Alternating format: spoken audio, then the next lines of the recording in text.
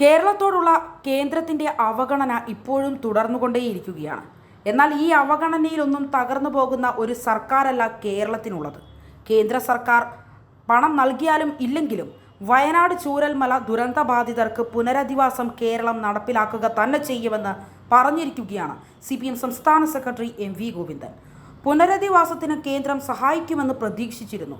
ഒരു ശാസ്ത്ര സാങ്കേതിക വിദ്യ പൂർണ്ണമായും ഉപയോഗിച്ച് പ്രവർത്തിക്കാൻ ഉതകുന്ന രീതിയിലുള്ള പുനരധിവാസമാണ് കേരളം പദ്ധതിയിടുന്നത് എന്നും അല്ലാതെ കയറി എവിടെയെങ്കിലും കിടന്നോ എന്ന് പറയുകയല്ല ചെയ്യുക എന്നും MV ഗോവിന്ദൻ പറഞ്ഞു. ഇന്നേ വരെ ഇന്ത്യയിൽ ഒരു സംസ്ഥാനവും നടപ്പിലാക്കിയിട്ടുള്ള പുനരധിവാസ പദ്ധതിയല്ല. കേന്ദ്രം പണം തന്നാലും ഇല്ലെങ്കിലും കേരളത്തിന് പുനരധിവാസം നടപ്പിലാക്കിയേ പറ്റൂ, നടപ്പിലാക്കുക തന്നെ ചെയ്യും. അത്തരം കാര്യങ്ങളിലൊന്നും ഒരു വിട്ടുവീഴ്ച ചെയ്യാനും പറ്റില്ല എന്നുമാണ് ഗോവിന്ദൻ മാസ്റ്റർ പറയുന്നത്. വയനാട് ദുരന്തത്തിൽ കേന്ദ്ര സഹായം അനുവദിക്കുന്നതുവരെ വലിയ പ്രക്ഷോഭവുമായി ഇടതുപക്ഷം മുന്നോട്ടു പോകുമെന്നും CPM സംസ്ഥാന സെക്രട്ടറി MV ഗോവിന്ദൻ പറഞ്ഞു. കേന്ദ്ര അവഗണനയ്ക്കെതിരെ രാജ്ഭവനിലേക്കുള്ള LDF പ്രതിഷേധം ഉദ്ഘാടനം ചെയ്ത് സംസാരിക്കവെയാണ് അദ്ദേഹം ഇക്കാര്യങ്ങളൊക്കെ പറഞ്ഞിരിക്കുന്നത്.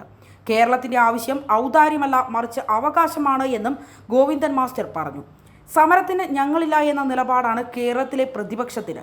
LDF ഇനിയും അധികാരത്തിലെത്തുമെന്ന് തിരിച്ചറിഞ്ഞതിലെ സർക്കാർ വിരുദ്ധതയുടെ ഭാഗമാണ് പ്രതിപക്ഷത്തിൻ്റെ നിലപാടിന് പിന്നിലെന്നും MV ഗോവിന്ദൻ പറഞ്ഞു. കേരളത്തിൻ്റെ ചരിത്രത്തിലെ അപൂർവ ദുരന്തമായിരുന്നു ചൂരൽമല മുണ്ടക്കൈ ദുരന്തം. ആയിരക്കണക്കിന് ആളുകളെ ബാധിച്ച ഒരു അപകടം രാജ്യത്തിൻ്റെ ചരിത്രത്തിലും അപൂർവമായിരുന്നു.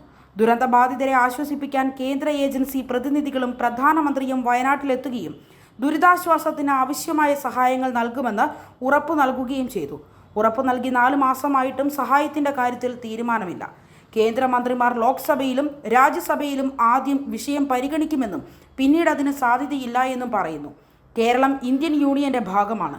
ഭരണഘടനയനുസരിച്ച് പ്രകൃതി ദുരന്തം ദേശീയ ദുരന്തമായി പ്രഖ്യാപിച്ചാൽ ദുരന്ത നിവാരണ ഫണ്ട് നൽകാൻ കേന്ദ്ര സർക്കാർ ബാധ്യസ്ഥരുമാണ്. കേരളത്തിന് ഫണ്ട് അനുവദിക്കണമെന്ന് യാചിക്കുകയല്ല, ഭരണഘടനാപരമായ ബാധ്യത നിർവഹിക്കണമെന്ന് ആവശ്യപ്പെടുകയാണ്. വയനാടിന് സഹായം നൽകാതെ കേന്ദ്രം അവഗണിക്കുകയാണ്. കേന്ദ്രം എത്ര അവഗണിച്ചാലും ദുരന്തബാധിതരെ കേരളം പുനരധിവസിപ്പിക്കുമെന്നും MV ഗോവിന്ദൻ പറഞ്ഞു.